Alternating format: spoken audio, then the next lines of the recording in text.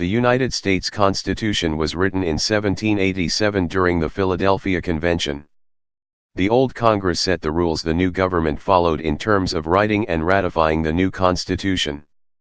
After ratification in 11 states, in 1789 its elected officers of government assembled in New York City, replacing the Articles of Confederation government.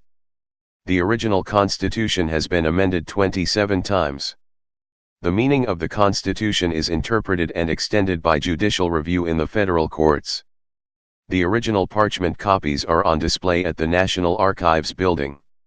Two alternative plans were developed in convention. The Nationalist majority, soon to be called Federalists, put forth the Virginia Plan, a consolidated government based on proportional representation among the states by population.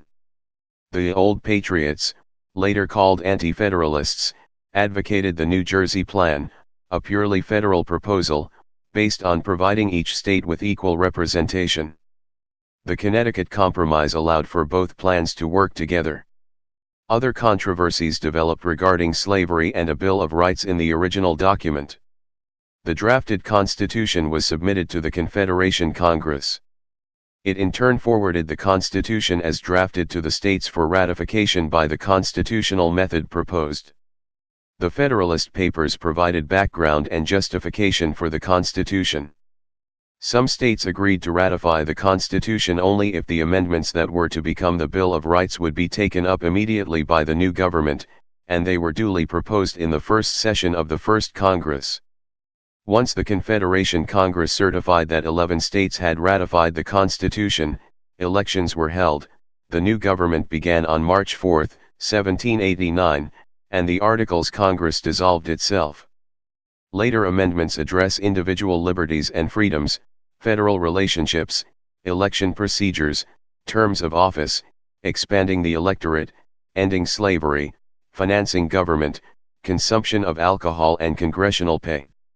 Criticism over the life of the Constitution has centered on expanding democracy and states' rights. Declaration of Independence. On June 4, 1776, a resolution was introduced in the Second Continental Congress declaring the Union with Great Britain to be dissolved, proposing the formation of foreign alliances, and suggesting the drafting of a plan of confederation to be submitted to the respective states. Independence was declared on July 4, 1776, the preparation of a plan of confederation was postponed. Although the declaration was a statement of principles, it did not create a government or even a framework for how politics would be carried out. It was the Articles of Confederation that provided the necessary structure to the new nation during and after the American Revolution. The Declaration, however, did set forth the ideas of natural rights and the social contract that would help form the foundation of constitutional government. The era of the Declaration of Independence is sometimes called the Continental Congress period. John Adams famously estimated as many as 1/3 of those resident in the original 13 colonies were patriots. Scholars such as Gordon Wood describe how Americans were caught up in the revolutionary fervor and excitement of creating governments, societies, a new nation on the face of the earth by rational choice, as Thomas Paine declared in Common Sense. Republican government and personal liberty for the people were to overspread the New World continents and to last forever, a gift to posterity. These goals were influenced by Enlightenment philosophy. The adherents to this cause seized on English Whig political philosophy as described by historian Forrest MacDonald as justification for most of their changes to received colonial charters and traditions. It was rooted in opposition to monarchy they saw as venal and corrupting to the permanent interests of the people. To these partisans, voting was the only permanent defense of the people. Elected terms for legislature were cut to 1 year, for Virginia's governor, 1 year without re-election. Property requirements for suffrage for men were reduced to taxes on their tools in some states. Free blacks in New York could vote if they owned enough property. New Hampshire was thinking of abolishing all voting requirements for men but residency and religion. New Jersey let women vote. In some states, senators were now elected by the same voters as the larger electorate for the House, and even judges were elected to 1-year terms. These radical Whigs were called the people out of doors. They distrusted not only royal authority, but any small, secretive group as being unrepublican. Crowds of men and women massed at the steps of rural courthouses during market militia court days. Shays' Rebellion is a famous example. Urban riots began by the out-of-doors rallies on the steps of an oppressive government official with speakers such as members of the Sons of Liberty holding forth in the people's committees until some action was decided upon, including hanging his effigy outside a bedroom window, or looting and burning down the offending tyrant's home. Revolutionary Congress. The government of the First and Second Continental Congress, the period from September 1774 to March 1, 1781 is referred to as the Revolutionary Congress. Beginning in 1777, the substantial powers assumed by Congress made the League of States as cohesive and strong as any similar sort of Republican confederation in history. The process created the United States by the people in collectivity, rather than by the individual states, because only 4 had state constitutions at the time of the Declaration of Independence founding the nation, and 3 of those were provisional.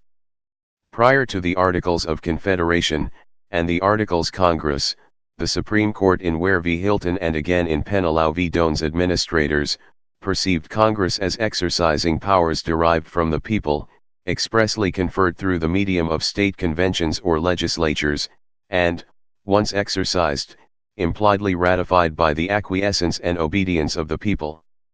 Articles of Confederation. The Articles of Confederation was unanimously adopted in 1781. Over the previous 4 years, it had been used by Congress as a working document to administer the early United States government, win the Revolutionary War and secure the Treaty of Paris, 1783, with Great Britain. Lasting successes prior to the Constitutional Convention included the Land Ordinance of 1785, whereby Congress promised settlers west of the Appalachian Mountains full citizenship and eventual statehood. Some historians characterize this period from 1781 to 1789 as weakness, dissension, and turmoil. Other scholars view the evidence as reflecting an underlying stability and prosperity. But returning prosperity in some areas did not slow the growth of domestic and foreign problems. Nationalists saw the Confederation's central government as not strong enough to establish a sound financial system, regulate trade, enforce treaties, or go to war when needed.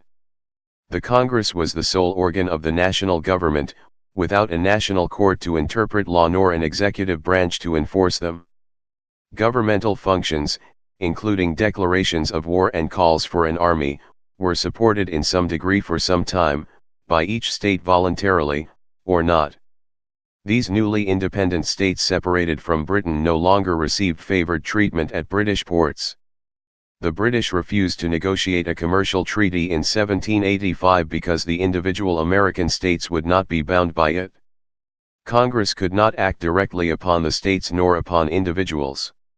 It had no authority to regulate foreign or interstate commerce. Every act of government was left to the individual states. Each state levied taxes and tariffs on other states at will, which invited retaliation. Congress could vote itself mediator and judge in state disputes, but states did not have to accept its decisions. The weak central government could not back its policies with military strength, embarrassing it in foreign affairs. The British refused to withdraw their troops from the forts and trading posts in the new nation's Northwest Territory, as they had agreed to do in the Treaty of Paris of 1783. British officers on the northern boundaries and Spanish officers to the south supplied arms to Native American tribes, allowing them to attack American settlers. The Spanish refused to allow Western American farmers to use their port of New Orleans to ship produce. Revenues were requisitioned by congressional petition to each state. None paid what they were asked, sometimes some paid nothing. Congress appealed to the 13 states for an amendment to the Articles to tax enough to pay the public debt as principal came due. 12 states agreed, Rhode Island did not, so it failed. The Articles required supermajorities. Amendment proposals to states required ratification by all 13 states, all important legislation needed 70% approval, at least 9 states. Repeatedly, 1 or 2 states defeated legislative proposals of major importance. Without taxes the government could not pay its debt. 7 of the 13 states printed large quantities of its own paper money, backed by gold, land, or nothing, so there was no fair exchange rate among them. State courts required state creditors to accept payments at face value with a fraction of real purchase power. The same legislation that these states used to wipe out the revolutionary debt to patriots was used to pay off promised veteran pensions. The measures were popular because they helped both small farmers and plantation owners pay off their debts. The Massachusetts legislature was one of the 5 against paper money. It imposed a tightly limited currency and high taxes. Without paper money, veterans without cash lost their farms for back taxes. This triggered Shays' rebellion to stop tax collectors and close the courts. Troops quickly suppressed the rebellion, but nationalists like George Washington warned, there are combustibles in every state which a spark might set fire to. Steps to a convention. Mount Vernon Conference. An important milestone in interstate cooperation outside the framework of the Articles of Confederation occurred in March 1785, when delegates representing Maryland and Virginia met in Virginia, to address navigational rights in the states' common waterways. On March 28, 1785, the group drew up a 13-point proposal to govern the 2 states' rights on the Potomac River, Pocomoke River, and Chesapeake Bay.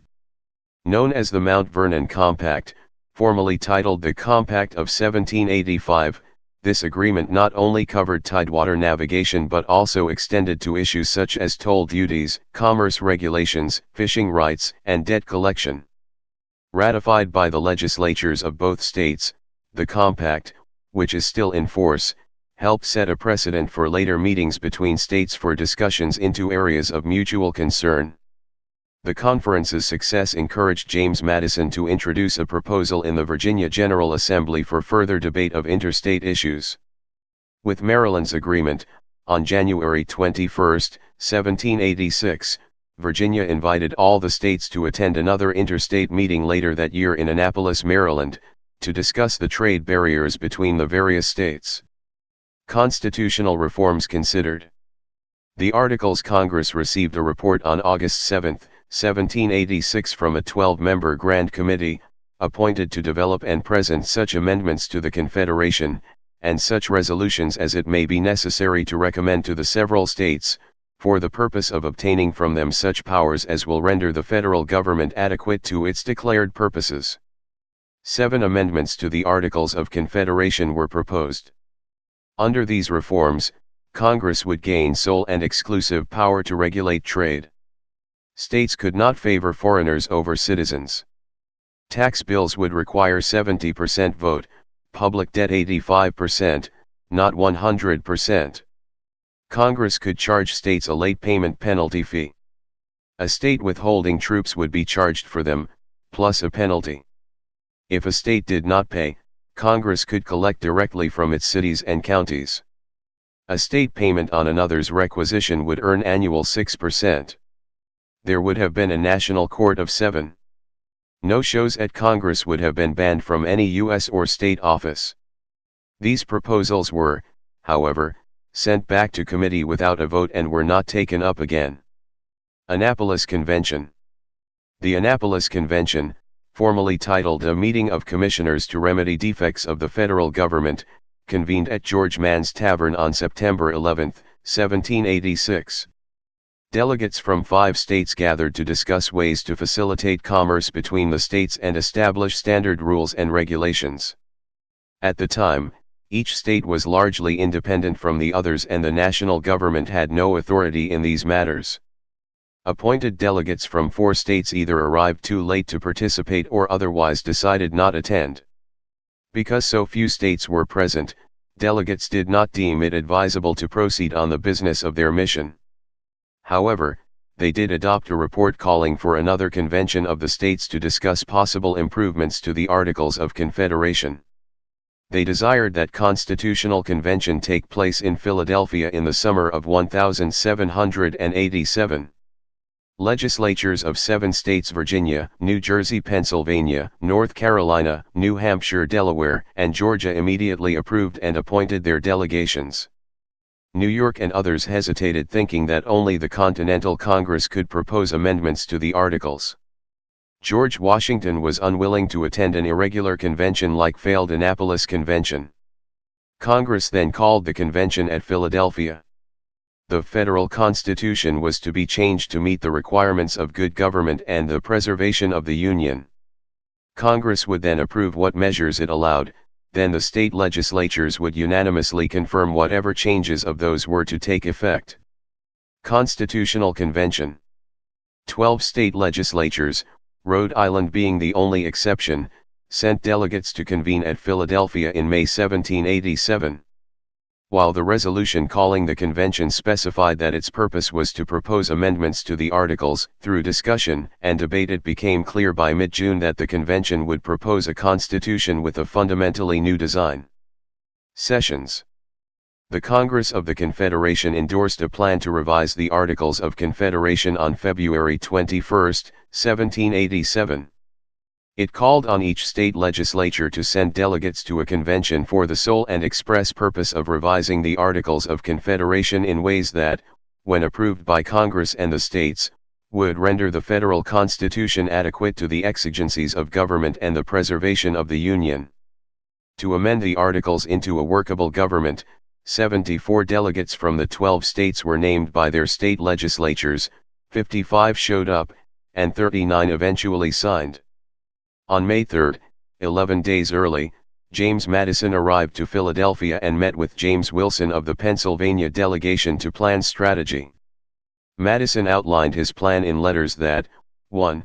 State legislatures each send delegates, not the Articles Congress. 2. Convention reaches agreement with signatures from every state. 3. The Articles Congress approves forwarding it to the state legislatures. 4. The state legislatures independently call one-time conventions to ratify, selecting delegates by each state's various rules of suffrage. The convention was to be merely advisory to the people voting in each state. Convening. George Washington arrived on time, Sunday, the day before the scheduled opening. For the entire duration of the convention, Washington was a guest at the home of Robert Morris, Congress's financier for the American Revolution and a Pennsylvania delegate. Morris entertained the delegates lavishly. William Jackson, in 2 years to be the president of the Society of the Cincinnati, had been Morris' agent in England for a time, and he won election as a non-delegate to be the convention secretary. The convention was scheduled to open May 14, but only Pennsylvania and Virginia delegations were present. The convention was postponed until a quorum of 7 states gathered on Friday the 25th. George Washington was elected the convention president, and Chancellor, Judge George Wythe, VA, was chosen chair of the Rules Committee. The rules of the convention were published the following Monday. Nathaniel Gorham, Ma., was elected chair of the Committee of the Whole. These were the same delegates in the same room, but they could use informal rules for the interconnected provisions in the draft articles to be made, remade and reconnected as the order of business proceeded. The convention officials and adopted procedures were in place before the arrival of nationalist opponents such as John Lansing, New York, and Luther Martin, M.D. By the end of May, the stage was set. The Constitutional Convention voted to keep the debate secret so that the delegates could speak freely, negotiate, bargain, compromise and change. Yet the proposed constitution as reported from the convention was an innovation, the most dismissive epithet a politician could use to condemn any new proposal. It promised a fundamental change from the old confederation into a new, consolidated yet federal government. The accepted secrecy of usual affairs conducted in regular order did not apply. It became a major issue in the very public debates leading up to the crowd-filled ratification conventions. Despite the public outcry against secrecy among its critics, the delegates continued in positions of public trust. State legislatures chose 10 convention delegates of their 33 total for the Articles Congress that September. Agenda. Every few days, new delegates arrived, happily noted in Madison's journal. But as the convention went on, individual delegate coming and going meant that a state's vote could change with the change of delegation composition. The volatility added to the inherent difficulties, making for an ever-present danger that the convention might dissolve and the entire project be abandoned. Although 12 states sent delegations, there were never more than 11 represented in the floor debates, often fewer. State delegations absented themselves at votes different times of day. There was no minimum for a state delegation, one would do. Daily sessions would have 30 members present. Members came and went on public and personal business. The Articles Congress was meeting at the same time, so members would absent themselves to New York City on congressional business for days and weeks at a time. But the work before them was continuous, even if attendance was not. The convention resolved itself into a committee of the whole, and could remain so for days. It was informal, votes could be taken and retaken easily, positions could change without prejudice, and importantly, no formal quorum call was required. The Nationalists were resolute. As Madison put it, the situation was too serious for despair. They used the same State House, later named Independence Hall, as the Declaration signers. The building set back from the street was still dignified, but the shaky steeple was gone. When they adjourned each day, they lived in nearby lodgings, as guests, roomers or renters. They ate supper with one another in town and taverns, often enough in preparation for tomorrow's meeting. Delegates reporting to the convention presented their credentials to the Secretary, Major William Jackson of South Carolina. The state legislatures of the day used these occasions to say why they were sending representatives abroad. New York thus publicly enjoined its members to pursue all possible alterations and provisions for good government and preservation of the Union. New Hampshire called for timely measures to enlarge the powers of Congress. Virginia stressed the necessity of extending the revision of the federal system to all its defects. On the other hand, Delaware categorically forbade any alteration of the Articles one state, equal vote, one vote only provision in the Articles Congress. The convention would have a great deal of work to do to reconcile the many expectations in the chamber.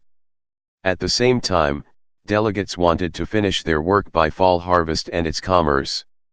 May 29, Edmund Randolph, VA, proposed the Virginia Plan that would serve as the unofficial agenda for the convention.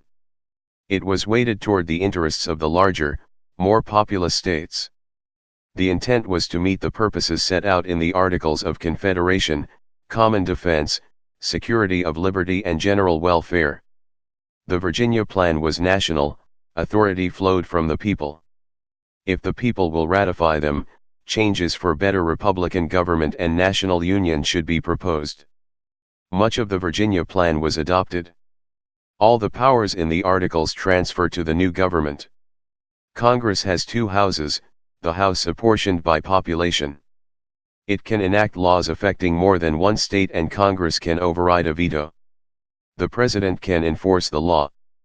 The Supreme Court and inferior courts rule on international, U.S. and state law. The Constitution is the supreme law and all state officers swear to uphold the Constitution. Every state is a republic, and new states can be admitted. The Articles Congress continued until the new system started.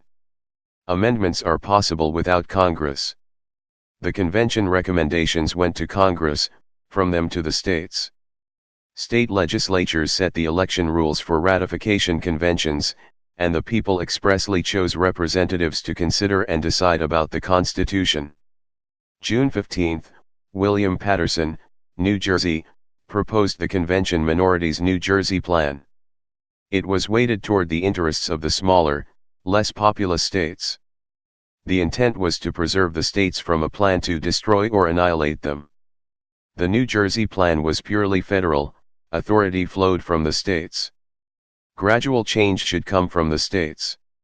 If the Articles could not be amended, then advocates argued that should be the report from the convention to the states. Although the New Jersey Plan only survived 3 days as an alternate proposal, substantial elements of it were adopted. The articles were revised, corrected, and enlarged for good government and preservation of the Union. The Senate is elected by the states, at first by the state legislatures. Congress passes acts for revenue collected directly in the states, and the rulings of state courts are reviewed by the Supreme Court.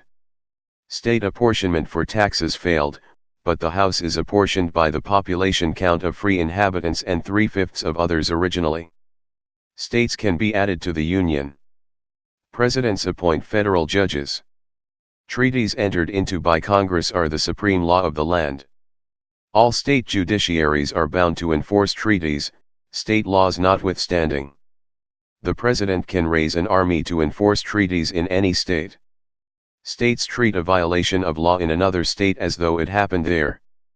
Current knowledge of drafting the Constitution comes primarily from the journal left by James Madison, found chronologically incorporated in Max Farren's The Records of the Federal Convention of 1787, which included the convention journal and sources from other Federalists and Anti-Federalists.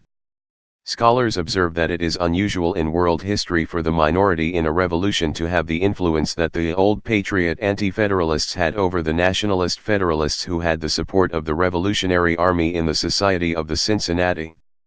Both factions were intent on forging a nation in which both could be full participants in the changes which were sure to come, since that was most likely to allow for their national union, guarantee liberty for their posterity, and promote their mutual long-term material prosperity. Slavery in debate. The contentious issue of slavery was too controversial to be resolved during the convention. But it was at center stage in the convention 3 times, June 7 regarding who would vote for Congress, June 11 in debate over how to proportion relative seating in the House, and August 22 relating to commerce and the future wealth of the nation. Once the convention looked at how to proportion the House representation, tempers among several delegates exploded over slavery. When the convention progressed beyond the personal attacks, it adopted the existing federal ratio for taxing states by 3/5 of slaves held. On August 6, the Committee of Detail reported its proposed revisions to the Randolph Plan. Again the question of slavery came up, and again the question was met with attacks of outrage. Over the next 2 weeks, delegates wove a web of mutual compromises relating to commerce and trade, East and West, slave holding and free. The transfer of power to regulate slave trade from states to central government could happen in 20 years, but only then. Later generations could try out their own answers. The delegates were trying to make a government that might last that long. Migration of the free or importation of indentures and slaves could continue by states, defining slaves as persons, not property. Long-term power would change by population as counted every 10 years. Apportionment in the House would not be by wealth, it would be by people, the free citizens and 3/5 the number of other persons meaning propertyless slaves and taxed Indian farming families. In 1806, President Thomas Jefferson sent a message to the 9th Congress on their constitutional opportunity to remove U.S. citizens from the transatlantic slave trade human rights. The 1807 Act prohibiting importation of slaves took effect the first instant the Constitution allowed, January 1, 1808. The United States joined the British Parliament that year in the first international humanitarian campaign. In the 1840 to 1860 era, abolitionists denounced the Fugitive Slave Clause and other protections of slavery. William Lloyd Garrison famously declared the Constitution a covenant with death and an agreement with hell. In ratification conventions, the anti-slavery delegates sometimes began as anti-ratification votes. Still, the Constitution as written was an improvement over the Articles from an abolitionist point of view. The Constitution provided for abolition of the slave trade, but the Articles did not. The outcome could be determined gradually over time. Sometimes contradictions among opponents were used to try to gain abolitionist converts. In Virginia, Federalist George Nicholas dismissed fears on both sides. Objections to the Constitution were inconsistent, at the same moment it is opposed for being promotive and destructive of slavery. But the contradiction was never resolved peaceably, and the failure to do so contributed to the Civil War. Great Compromise. Roger Sherman, CT, although something of a political broker in Connecticut, was an unlikely leader in the August Company of the convention. But on June 11, he proposed the first version of the convention's Great Compromise. It was like the proposal he made in the 1776 Continental Congress. Representation in Congress should be both by states and by population. There, he was voted down by the small states in favor of all states equal, one vote only. Now in 1787 convention, he wanted to balance all the big state victories for population apportionment. He proposed that in the second Senate branch of the legislature, each state should be equal, one vote and no more. The motion for equal state representation in a Senate failed, 6 against, 5 for. After these defeats, the delegates who called themselves the Old Patriots of 1776 and the Men of Original Principles organized a caucus in the convention. William Paterson, New Jersey, spoke for them, introducing his New Jersey plan. Roger Sherman, CT, a signer of the Declaration of Independence, was with them. Supporters explained that it sustained the sovereignty of the states, while the Edmund Randolph, VA, Virginia plan erased it. The convention had no authority to propose anything not sent up from state legislatures, and the states were not likely to adopt anything new. The nationalists answered, the convention could not conclude anything, but it could recommend anything. Patriots said if their legislature knew anything about proposals for consolidated government, it would not have sent anyone. Nationalists countered, that it would be treason to withhold any proposal for good government when the salvation of the American Republic was at stake.